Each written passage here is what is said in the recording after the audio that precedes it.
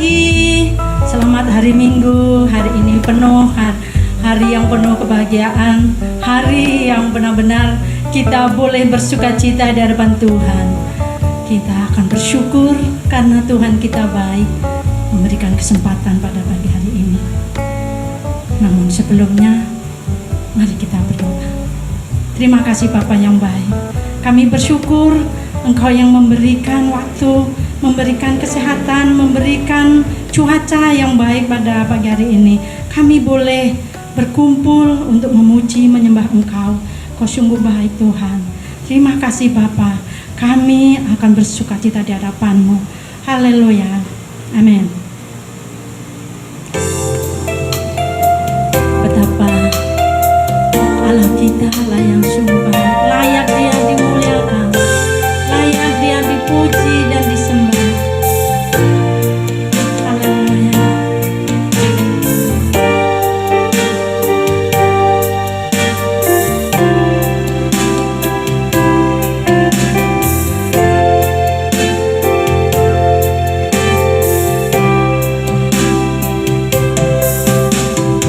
Yesus, Kau sungguh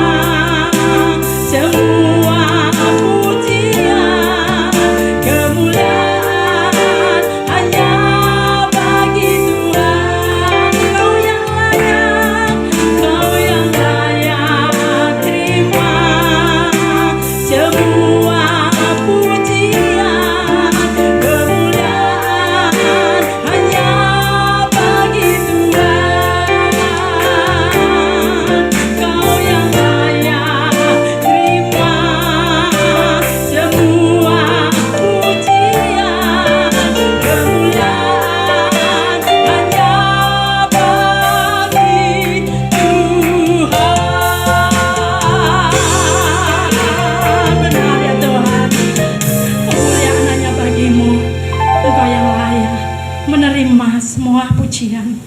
Terima kasih Yesus. Haleluya. Haleluya.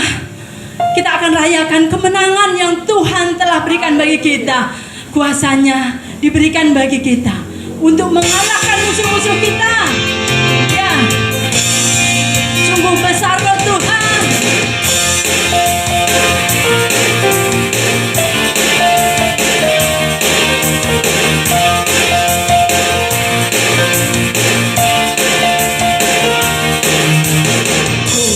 Beri kuasa Raja mulia menaklukkan musuh di bawah kakiku. Ku pakai kuasa Raja mulia. Bila Allah ada bersamaku, siapa jadi lawanku?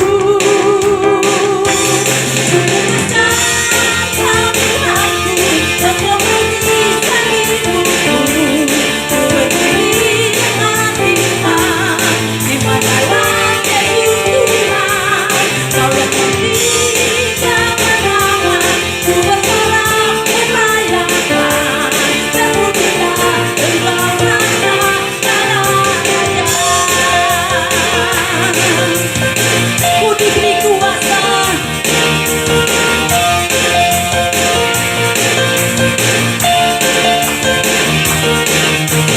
Ku diberi kuasa Raja mulia menaklukkan musuh di bawah kakiku. Ku pakai kuasa Raja mulia. Katakan, bila Allah ada bersamaku, siapa jadi lawanku? Bila Allah ada bersamaku, siapa jadi lawanku? Bila Allah ada bersamaku, siapa jadi lawanku? Hati menyatakan, sungguh besar Tuhanku, engkau menyisihkan hidupku. Ku berdiri dengan iman di padawan Yesus Tuhan. Kau yang memberi kemenangan, ku bersorak merayakan. Terpujilah Engkau Raja segala raja. Sungguh besar Tuhanku, engkau menyisihkan hidupku. Ku berdiri dengan iman di padawan Yesus Tuhan. Kau yang memberi kemenangan, ku bersorak merayakan. Terpujilah Engkau Raja segala raja. Terpujilah Engkau Raja segala raja. Terpujilah Engkau Raja segala raja. Haleluya. Haleluya Tuhan. Yesus, Kaulah juru selamat kami. Kami percaya janji-Mu ya dan kami. Janji-Mu sempurna. Haleluya. Kami rasakan penyertaan-Mu detik demi detik. Kau tak pernah meninggalkan kami Tuhan.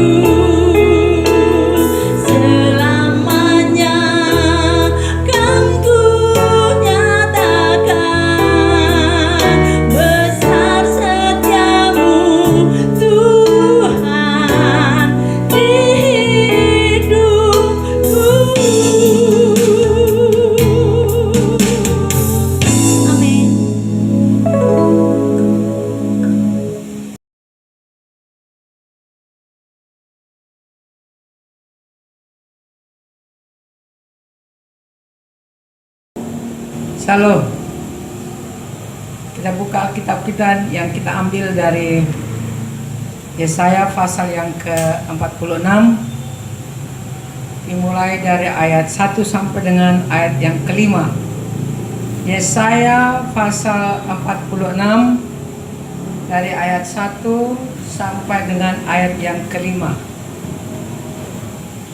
Ini kita akan bahas mengenai dukungan Tuhan yang kekal. Dah saya baca. Para dewa Babel tidak berdaya. Dewa Bel sudah ditundukkan. Dewa Nebo sudah direbahkan. Patung-patungnya sudah diangkut di atas binatang, di atas hewan yang pernah kamu arak. Sekarang telah dimuatkan sebagai beban pada binatang yang lelah, yang tidak dapat menyelamatkan bebannya itu. Dewa-dewa itu bersama-sama direbahkan dan ditundukkan, dan mereka sendiri harus pergi sebagai tawanan. Dengarkanlah aku, hai kaum keturunan Yakub, hai semua orang yang masih tinggal dari keturunan Israel, hai orang-orang yang kudukung sejak dari kandungan, hai orang-orang yang kujunjung sejak dari rahim. Sampai masa tuamu aku tetap dia, dan sampai masa putih rambutmu aku menggendong kamu. Aku telah melakukannya dan mau menanggung kamu terus. Aku mau memikul kamu dan menyelamatkan kamu. Kepada siapakah kamu hendak menyamakan aku, hendak membandingkan dan mengumpamakan aku sehingga kami sama? Nah, jadi melalui Nabi Yesaya, Tuhan mengingatkan bangsa Israel bahwa Tuhanlah yang mendukung mereka dari sejak kandungan ibunya. Tetapi mereka sombong. Mereka merasa bahwa mereka dapat melakukan apa saja tanpa Tuhan. Sehingga pernah mereka percaya kepada dewa-dewanya Bel, dewa macam-macam. Mereka meninggalkan Allah. Mereka lupa semua apa yang dilakukan oleh Tuhan. Makanya mereka sempat mengikut kepada dewa-dewa lain. Tetapi Tuhan berbicara melalui Yesaya. Kamu tidak tahu ya? Sebutkanlah tadi semua.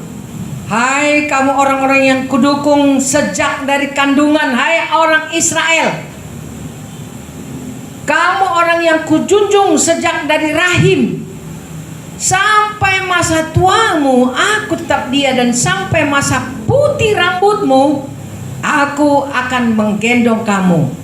Aku telah melakukannya dan mau menanggung kamu terus. Aku mau memikul kamu dan menyelamatkan kamu. Nah, akhirnya karena mereka sudah menganggap mereka bisa melakukan apa saja tanpa Tuhan, tetapi satu kali mereka menghadapi murka Allah yang besar. Dan jika mereka tetap bersikap begitu, jadi sudah diancam bahwa mereka akan menghadapi murka Allah yang besar kalau mereka tetap melakukan itu. Tetapi biasanya kalau Tuhan mau menolong seseorang, bangsa, Tuhan meminta nabinya bernubuat bahwa ini yang akan terjadi. Kalau kamu percaya, kamu bebas. Kalau kamu tidak percaya, kamu tetap kena hukum. Nah, jadi Yesaya diminta oleh Tuhan bernubuat, berkata, Tuhanlah yang menjunjung kamu. Semua yang diucapkan pada ayat-ayat itu tadi. Jadi dukungan Allah itu selamanya kalau sudah menjadi umatnya Tuhan, Tuhan tidak pernah meninggalkan. Tuhan tidak pernah menyia-nyiakan umatnya. Selalu tetap ada dukungan Tuhan. Yang Tuhan mau hanya jangan berpaling kepada Allah yang lain. Tetaplah percaya kepada Tuhan. Itu yang Tuhan mau. Nah, bagaimana caranya kita bisa melihat dulu bagaimana caranya Tuhan, bahwa Dia membuktikan ini dalam kehidupan umatnya, bahwa Tuhan mendukung umatnya. Ini kita berbicara mengenai Yusuf di dalam Kejadian pasal 50 ayat yang ke-20. Nah, sejarahnya sedikit. Ketika orang Israel sudah di Mesir dan di bawah pengawasan Yusuf yang telah menjadi Perdana Menteri di Mesir, waktu itu mereka sudah tinggal di sana sudah banyak kali. Dan ayah mereka akhirnya meninggal. Setelah Yakub meninggal, dikuburkanlah, pulanglah mereka membawa jenazahnya ke Israel. Dan saudara-saudara Yusuf pulang lagi ke Mesir. Tetapi mereka berpikir begini, wah, ayah kita sudah meninggal, barangkali Yusuf ini akan balas dendam sama kita. Mereka ketakutan sekali, karena mungkin selama ini dia hanya menghargai ayah kita, tapi sekarang ayah kita sudah tidak ada. Dikarang-karanglah cerita. Dimintalah seseorang, tolonglah bantulah kami, sampaikanlah pesan ayah kami ini kepada Yusuf. Apa itu? Begini, ayah kami dulu sebelum meninggal berpesan supaya Yusuf tidak dendam kepada kami. Menangislah, bertangis-tangislah mereka karena diwakili oleh orang. Terus akhirnya Yusuf juga menangis dan sedih dia dan berkata begini, memang kamu telah mereka-rekakan yang jahat terhadap aku. Memang kamu telah mereka-rekakan yang jahat terhadap aku. Tetapi Allah sudah mereka-rekakannya untuk kebaikan suatu bangsa yang besar. Nah, jadi Yusuf tahu, walaupun sebetulnya peristiwa ini tidak ada dalam bayangannya Yusuf bahwa saudaranya akan datang minta maaf, memohon-mohon supaya Yusuf mengampuni mereka. Tetapi secara rohani, secara batiniah, Yusuf boleh merasakan itu. Itu sebabnya dia juga bertangis-tangisan terhadap saudaranya itu dan berkata, memang kamu telah mereka-rekakan yang jahat kepadaku sehingga kamu menjual aku. Karena kamu cemburu dan kamu jual aku. Tetapi ingatlah saudara-saudaraku, walaupun kamu mereka-rekakan yang jahat, tapi Allah merubah mereka-rekakannya untuk menjadi kebaikan untuk satu bangsa yang besar, kata Yusuf. Kata-kata itu bukan telah tercatat dulu. Kata-kata itu sudah pernah belum ada sebetulnya, tapi secara spontan dia mengeluarkan, saya tahu itu dari Tuhan, supaya saudaranya itu tenang dan berpikir, oh, bahwa kalau kita umatnya Tuhan, bahwa kita kepunyaan Tuhan, bahwa kita bangsanya Tuhan, Tuhan tidak pernah tinggal diam dan Tuhan tetap mendukungnya, sehingga walaupun kamu mereka-rekakan yang jahat kepadaku, tapi Allah sudah mereka-rekakannya untuk kebaikan suatu bangsa. Hidup kita sebetulnya juga adalah sama, tidak beda. Bahwa sebetulnya setelah kita ditetapkan menjadi umat pilihannya, Allah selalu mereka-rekakan yang baik kepada kita. Jadi seolah-olah Yusuf ini dikorbankannya demi rencana besarnya Tuhan. Ya, demi rencana besarnya Tuhan. Dan itu artinya bahwa Tuhan selalu memberi dukungan kepada umatnya. Ya, memang harus ada yang dikorbankan. Memang harus ada yang berkorban untuk sebuah kebenaran. Untuk sebuah keberhasilan harus ada yang dikorbankan. Korban perasaan, korban tenaga, korban uang, semuanya. Jadi masa depan umatnya sebetulnya sudah direka-reka oleh Tuhan. Seperti di dalam Yeremia 29 ayat yang ke-11, ini ayat sangat terkenal di antara gereja Tuhan. Bahwa rancanganmu bukan rancanganku. Kita baca ya. Kita baca Yeremia 29 ayat yang ke-11 berkata seperti ini.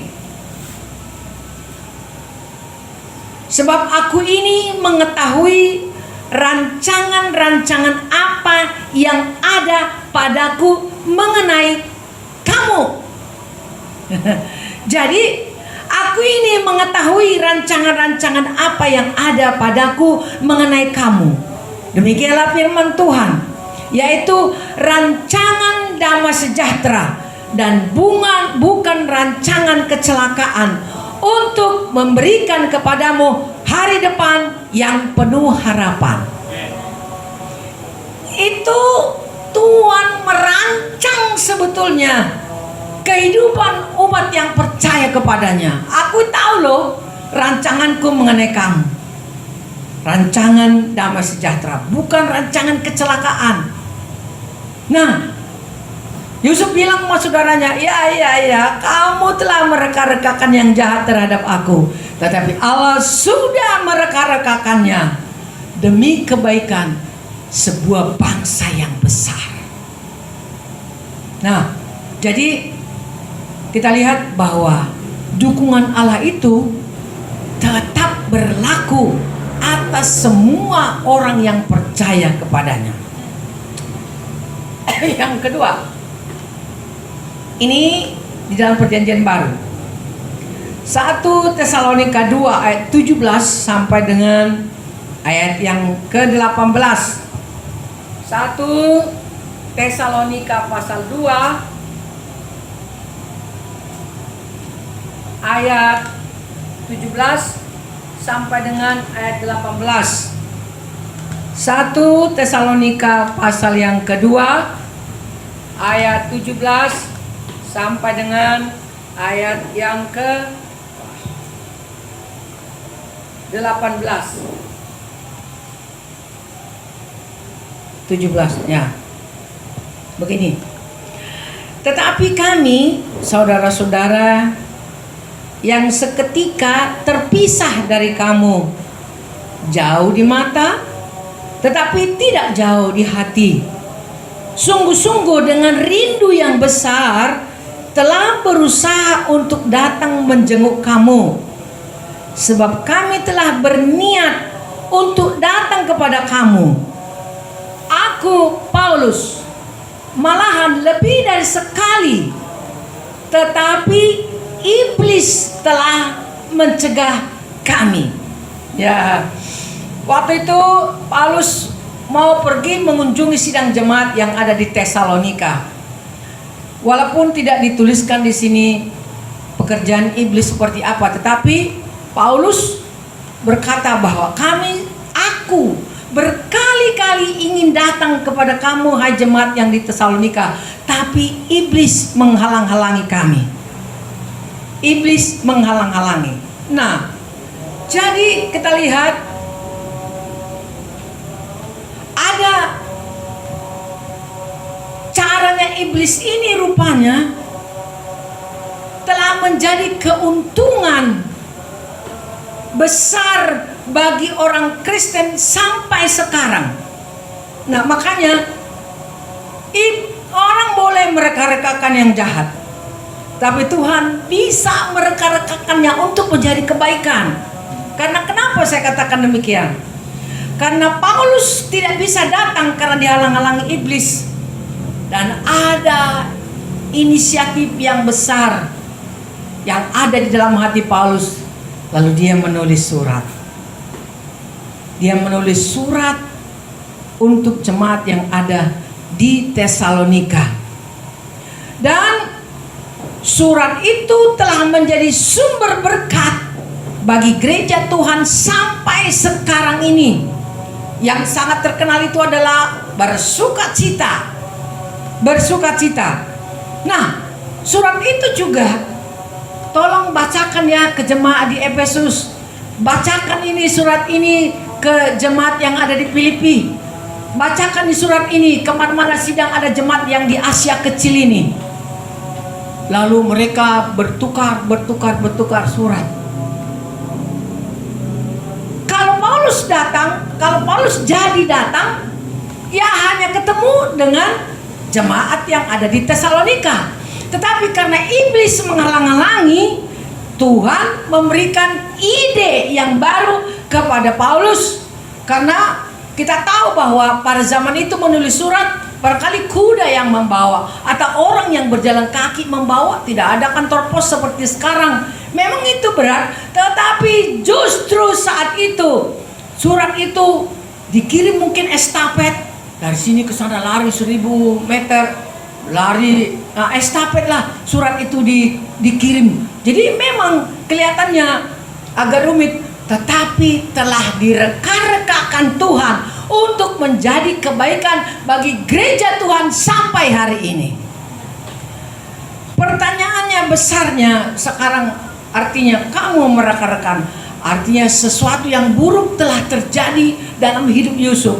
Tetapi kemudian direka-reka Tuhan menjadi sebuah perkara yang besar. Akhirnya dia menolong umat Tuhan yang sedang kelaparan. Kemudian Paulus, dia tidak jadi datang dan menulis surat. Lalu itu menjadi berkat besar bagi gereja Tuhan sampai sekarang ini. Nah, yang saya pikirkan ialah pertanyaan besarnya, apakah yang bisa dilakukan gereja Tuhan sekarang? Orang-orang percaya kepada Tuhan sekarang ini untuk mengatasi masalah ekonomi seperti yang sekarang ini, bahwa iblis telah mereka-rekakan satu kejahatan bagi seluruh dunia. Ada orang yang rebah sekarang, ada orang yang tak berdaya lagi sekarang oleh karena masalah yang menduniani. Apa yang bisa dilakukan oleh orang Kristen? Ya, orang Kristen punya otak, orang Kristen punya otot, orang Kristen punya lutut, orang Kristen punya apa lagi? Bagaimana cara orang Kristen untuk mengubah suasana ini sehingga kita mengatakan, ya iblis mereka-rekakan yang jahat kepada gereja Tuhan, kepada umat Tuhan, tapi Tuhan sudah mereka-rekakannya untuk kebaikan bagi gereja Tuhan. Apa yang bisa dipikirkan oleh gereja? Apa yang bisa dipikirkan oleh orang percaya, oleh orang-orang muda, oleh orang-orang Kristen? Apakah tinggal diam saja? Cukup hanya berdoa saja? Kelihatannya Paulus bisa berdoa, tetapi dia tidak diam begitu. Dia membuat aksi, menulis surat, sehingga surat ini dibaca oleh seluruh dunia sampai saat ini. Apa yang dilakukan oleh orang Kristen? Apa yang dilakukan oleh umat Tuhan? Saya pikir bagaimana ya? Karena kita harus sudah mau maju selangkah lagi kepada kehidupan new normal sekarang ini katanya. Sudah harus beradaptasi pada sebuah kehidupan new normal, kepada kehidupan normal yang baru. Sebetulnya bukan normal, tapi ini normal yang baru. Bagaimana kita beradaptasi, berdamai, masuk dalam keadaan new normal sekarang ini? Orang Kristen bikin apa? Paulus menulis surat. Saya pikir ide ini datangnya dari Tuhan, karena Paulus orang pintar memang. Lalu sebagai orang Kristen, orang percaya, apa yang bisa diubah dalam dirinya kondisi yang sulit sekarang ini? Bagaimana Tuhan menciptakan ide yang cemerlang kepada orang-orang Kristen sekarang? Bagaimana caranya untuk mendapatkan uang? Bagaimana caranya untuk mendapatkan pekerjaan? Bagaimana caranya untuk mendapatkan penghasilan? Gak boleh diam saja. Mungkin 1, 2 bulan, 3 bulan ini kita diam saja, ternyata Tuhan pelihara. Tetapi enggak seterusnya. Enggak seterusnya. Bulan yang lalu ada beberapa orang yang antar berkat ke sini dan saya terkejut, tapi bulan ini mereka tidak datang lagi. Mereka tidak datang lagi. Ya, ada berkat yang baru, yang lain. Tetapi yang lama sudah tidak datang. Lalu apa caranya? Ya, mungkin karena saya hamba Tuhan bertanggung jawab langsung ya. Tuhan bertanggung jawab langsung. Saya ya percaya itu. Saya ya percaya. Artinya bahwa kita harus melakukan sesuatu. Orang muda harus melakukan sesuatu. Tidak cukup hanya berdoa saja. Orang muda di gereja ini atau orang muda di gereja mana harus mulai kerjasama, satukan ide, satukan iman, satukan bakat-bakat untuk menciptakan sesuatu. Dengan apa? Dengan pekerjaan yang kita buat, Allah bisa mereka-rekakannya menjadi satu sumber berkat yang baru. Sekarang orang harus berpaling kepada online. Gak bisa lagi. Nah, jadi saya berpikir begini kepada kaum muda kita. Apa yang bisa dikerjakan oleh kaum muda ini ya? Apa yang bisa dikerjakan ibu-ibu di sini ya? Cukupkah berpangku tangan? Enggak lah. 2 bulan, 3 bulan mungkin bisa. Tapi bulan sebelumnya Tuhan akan tuntut kita. Tuhan akan tuntut pikiran kita. Tuhan akan tuntut tenaga kita. Supaya Tuhan apa? Supaya Tuhan kelihatan bekerja di dalam kita. Kita bukan sedangkan burung di udara. Dia pergi kok, terbang di mana pohon berbuah, ke sana dia terbang. Lalu dia makan, kembali dia ke sarangnya. Besok lagi dia cari pohon-pohon yang berbuah di mana, patok-patok di sana makan, kembali di sarang. Itu bukan Tuhan mengantar makanannya ke sarangnya, tetapi burung-burung itu pergi terbang mencari makan. Saya pikir orang Kristen harus lebih bijaksana daripada dunia ini. Apa yang pikir? Yang muncul di pikiran saya, maafkan ini kalau nggak tepat ya. Untuk mengawali semua kaum muda di sini bisa berkarir, bisa menghasilkan uang lewat online.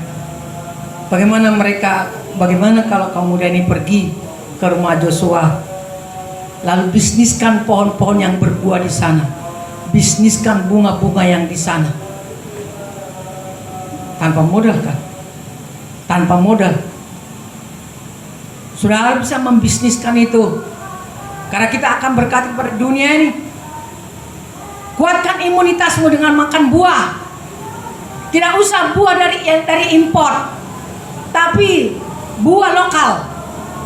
Jambu kelutuk tinggi vitamin C-nya. Misalnya seperti itu. Bisa kaum muda melakukan itu. Hanya omong ketik online saja. Orang yang ngantar, orang yang beli, nggak ada modal. Bagaimana? Ini ide saya saja. Mungkin dikembangkan, nanam cabai, nanam kangkung, dan apa-apa semua. Mungkin ini coba. Kamu udah harus mencoba bergerak. Karena memang iblis sudah mereka-rekakan yang jahat sekarang kepada seluruh dunia ini. Sudah mereka-rekakan yang jahat. Tapi Allah bisa mereka-rekakan situasi menjadi kebaikan bagi kehidupan orang percaya. Karena firman Tuhan tadi berkata, aku yang menggendong kamu, aku yang memikul kamu, aku yang menanggung kamu dari sejak rahim ibumu, aku yang menggendong sampai putih rambutmu, aku dia akan melakukannya bagi kamu. Bagaimana? Bisnis kita mungkin akan digendong oleh Tuhan di situ. Jangan tinggal diam. Apa yang bisa dipikirkan, kita kerjakan sekarang. Tidak boleh lagi seperti dulu. Ya, saya katakan tadi 2-3 bulan mungkin. Karena kita gagap, karena kita ya bingung dengan menghadapi COVID ini, kita terbatas. Wah, sampai begini toh. Kita bingung, nggak tahu. Tapi sekarang saya yakinkan saudara bahwa tidak akan Tuhan biarkan seperti itu lagi. Pemerintah mungkin tidak cukup uang lagi untuk membelanjai sampai 2 tahun, sampai setahun. Dari mana uang negara terus. Dan dipaksa kita untuk berpikir seperti Paulus. Dia tulis surat. Apa yang kita bisa ciptakan? Apa yang bisa dipikirkan sekarang ini? Apa yang saudara bisa pikirkan? Ya, kita masih lolos sampai dah 3 bulan. Memasuki bulan yang keempat, kita masih lolos. Bulan kelima, ke-6, ke-7, ke-8, ke-9. Apakah kita bisa menjamin orang terus mengulurkan tangannya untuk kita? Belum tentu. Puji Tuhan kalau itu ada. Puji Tuhan. Jadi sekarang, ini yang saya pikirkan ya. Kita berpegang pada firman Tuhan yang mengatakan bahwa Tuhan pasti menggendong kita ketika kita mulai terbata-bata membuka bisnis online. Kalau bukan bisnis online, kita nggak ada modal, nggak ada apa-apa. Cuman kotak-kotak katakan. Tuhan mendukung kita, Tuhan mendorong kita, Tuhan menjunjung kita. Percayalah Kak, apa yang bisa kita lakukan, harus kita lakukan sekarang. Nah, ada sebuah sayembara yang pernah dilakukan oleh seseorang. Nih, sayembara lomba melukis. Maka bersainglah orang-orang, masing-masing membawa lukisannya. Tetapi akhirnya sayembara ini dimenangkan oleh seorang laki-laki, di mana dia melukis seekor burung bertengger di atas ranting pohon yang ada di bawah air terjun. Dan burung itu ya apa itu namanya, ranting itu meliuk-liuk gini karena terkena percikan air terjun ini. Jadi terkena rantingnya, jadi rantingnya meliuk-liuk gini. Tapi burung itu tetap tenang tinggal di sana. Akhirnya dialah yang memenangkan sayembara ini. Jadi saya pikir, oh ya, saya pikir begini. Kalau manusia bisa memikirkan, kita bisa hidup tenang di atas gelombang yang besar. Walaupun pohonnya meliuk-liuk begini mengancam nyawa kita, tetapi kalau Tuhan yang menyertai kita, tidak ada yang bisa mematikan kita. Ini lomba lukis hidup kita juga. Kalau kita melakukan sesuatu dan kita tenang di atas gelombang persoalan masalah yang berat seperti ini, kita tetap tenang, kita tetap percaya, kita tetap melakukan apa yang bisa dilakukan, kita akan menjadi pemenangnya. Amin. Yang di rumah, amin. Pikirkan sesuatu sekarang. Pikirkan sesuatu apa yang bisa dilakukan sekarang lewat bisnis online. Bukan seperti yang lain. Kita butuh kios, kita butuh modal, tapi ini hanya jari jempol saja yang digunakan. Allah telah mereka-rekakannya menjadi kebaikan bagi satu bangsa. Yeremia berkata, aku ini tahu loh rancanganku mengenai kamu, bukan rancangan kecelakaan, tapi rancangan damai sejahtera yang penuh harapan, kata Yeremia. Oleh karena itu, bangkitlah. Ini waktunya. Kalau kita percaya pada dukungan Allah yang besar, Dia akan mendukung usaha kita. Penginjilan juga dilakukan dalam keadaan saat-saat seperti ini. Aku pun telah memikirkan. Dulu sudah pernah dimulai Sirini membuka apa itu namanya itu, ya, untuk menginjili lewat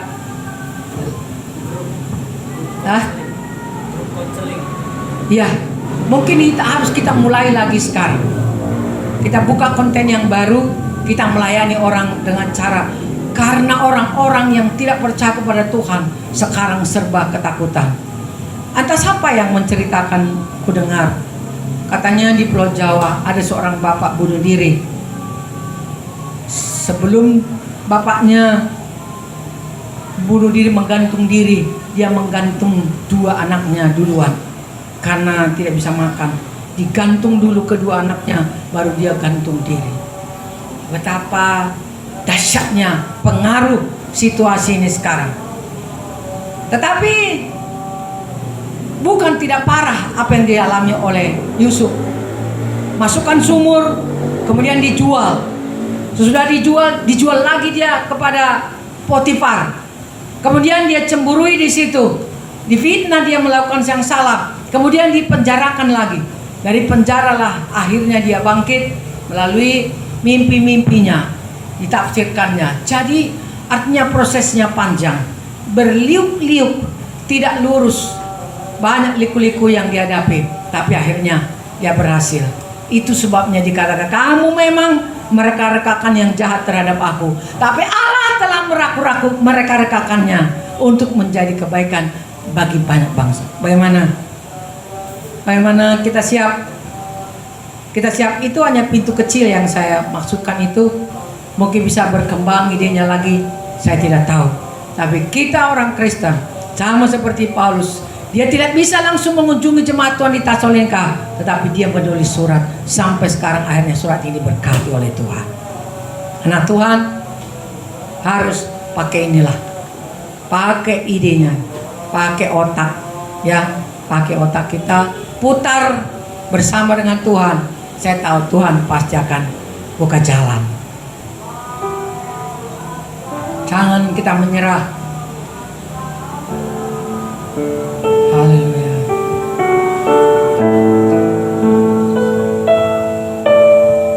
Dalam segala perkara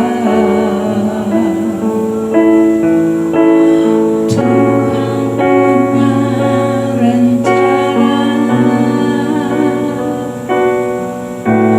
yang lebih besar dari semua yang terpikirkan. Apapun yang kau perbuat, tak ada maksud jahat, sebab itu kulakukan semua denganmu Tuhan. Ku takkan menyerah pada apapun juga, sebelum ku coba semua yang ku bisa, tetapi ku berserah kepada kehendak-Mu. Hatiku percaya Tuhan punya rencana. Jangan menyerah sebelum kita melakukan apa yang bisa kita lakukan. Karena COVID ini bukanlah rencana jahatnya Tuhan. Percayailah, ini bukan rencana jahatnya Tuhan. Bukan mau membunuh umatnya. Tapi dibalik semuanya itu, Tuhan sudah mereka-reka sesuatu yang baik, sesuatu yang lebih besar. Kita akan melihat bahwa Tuhan membuktikan firman-Nya, bahwa Dia yang menggendong kita, bahwa Dia yang menjunjung kita. Dia akan memegang kita terus. Amin. Percayalah, lakukan sesuatu, lakukan sesuatu. Kita lakukan sesuatu penginjilan untuk menangkan jiwa. Kita lakukan sesuatu bekerja untuk mendapatkan uang. Haleluya. Tuhan terima kasih. Tuhan terima kasih Tuhan. Kami normal, kami sehat. Pikiran kami Tuhan normal. Masih bisa digunakan. Masih segar. Belum aus pikiran kami, belum terpakai ini kerja keras selama ini. Tuhan Yesus, tolong kami. Kami mau supaya Kau menolong kami melakukan apa yang harus kami lakukan. Kami bodoh, kami lemah, kami terbatas. Tapi Tuhan berbicara di otak kami supaya kami melakukan sesuatu sama seperti Paulus. Tidak bisa dia datang, dia menulis surat, berguna sampai hari ini. Tuhan terima kasih. Tuhan terima kasih. Tuhan terima kasih. Tuhan terima kasih. Haleluya. Kami berdoa buat bangsa kami ini Tuhan, Indonesia ini. Tuhan, betapa kacaunya pemerintah menghadapi situasi khususnya dalam minggu-minggu ini Tuhan. Tenaga medis sudah putus asa dan berkata, terserah. Kami lelah, kami capek. Kami lelah. Terserah. Pemerintah sudah putus asa Tuhan, sudah habis akal. Tapi aku berdoa Tuhan kepadamu untuk Menteri Kesehatan, untuk Presiden kami Tuhan, untuk Menteri Keuangan yang ada hubungannya dengan semuanya ini Tuhan, dan setiap menteri yang punya connect mengatasi masalah ini. Kami berdoa supaya mereka tidak putus asa, supaya mereka tidak menjadi kecewa Tuhan.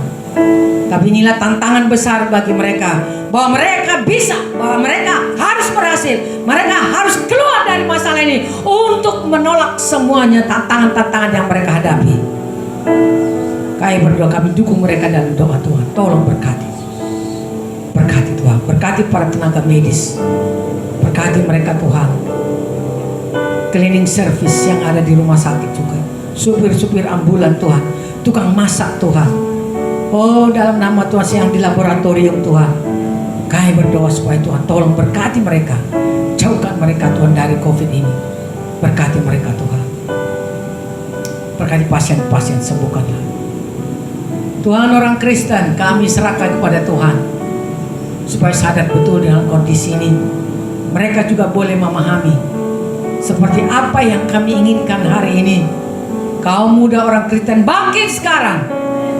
Akan ada perbedaan antara orang fasik dengan orang-orang benar, dengan orang-orang yang beribadah. Tuhan tolong inspirasikan kepada kaum muda orang Kristen, orang-orang Kristen Tuhan. Tolong Bapak supaya kami sangat bijak menghadapi masalah ini. Dalam nama Tuhan Yesus, dalam nama Tuhan Yesus Kristus. Semula mungkin Paulus tidak mengerti kenapa iblis bisa menghalang-halangi pemberitaan Injil ke sana. Tetapi dia tidak tahu bahwa Tuhan sudah mereka-rekakannya untuk kebaikan seluruh dunia sampai hari ini Tuhan. Orang Kristen juga tahu, harus tahu bahwa Allah mereka-rekakan sesuatu yang besar melalui gereja Tuhan, melalui gereja Tuhan, melalui gereja Tuhan. Berkati Tuhan para donatur-donatur Tuhan. Kembalikan berkat melimpah atas mereka semua Tuhan. Dalam nama Tuhan Yesus, dalam nama Tuhan Yesus. Tambahkan jumlah donatur Tuhan. Dalam nama Tuhan Yesus. Dalam nama Tuhan Yesus, dalam nama Tuhan Yesus. Haleluya. Haleluya. Berkati Tuhan para farmasi untuk bersegera memproduksi obat-obat yang dibutuhkan seperti vitamin untuk menguatkan tubuh orang-orang. Dalam nama Tuhan Yesus, berkati mereka Tuhan, berkati Tuhan. Haleluya, haleluya, haleluya. Dalam nama Tuhan Yesus. Inilah doa kami Bapa pada malam hari ini. Berdoa supaya semua jemaat Tuhan yang ada di Trinity, semua yang akan menyaksikan tayangan ini Tuhan, Tolong supaya kami sadar semua bahwa kami harus berbuat sesuatu. Kelihatannya bisa sangat kecil, hampir tidak bermanfaat, tetapi itu akan diberkati untuk menjadi kembang. Inilah Tuhan, urusannya Tuhan bagi kami, bukan rancangan kecelakaan, tapi rancangan damai sejahtera yang penuh harapan. Tuhan tolong, hikmat Tuhan ada di semua gereja Tuhan, anak Tuhan, orang Kristen, orang percaya. Dalam nama Tuhan Yesus, kami serahkan kota Medan, Sumatera Utara ke dalam tangan-Mu Tuhan. Berkatilah supaya aman, nyaman, dalam nama Tuhan Yesus Kristus. Haleluya. Amin.